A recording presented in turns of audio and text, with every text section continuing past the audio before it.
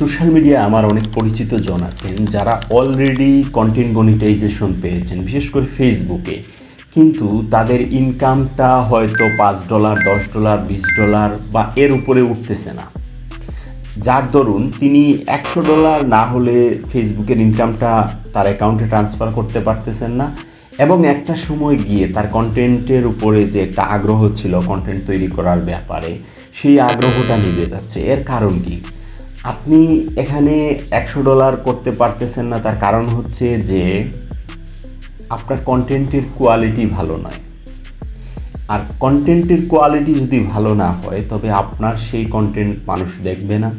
2-4 দিন হয়তো বন্ধুবান্ধব আপনার কন্টেন্টটা দেখবে, তারপরে একটা সময় বোরিং ফিল করবে যে কী ধরনের, কী দাসের, কী নিয়ম। মানে আপনার কন্টেন্টে এমন কোনো কিছু থাকতে হবে যেটা মানুষকে আকর্ষণ করে বা মানুষ দেখতে পছন্দ করে।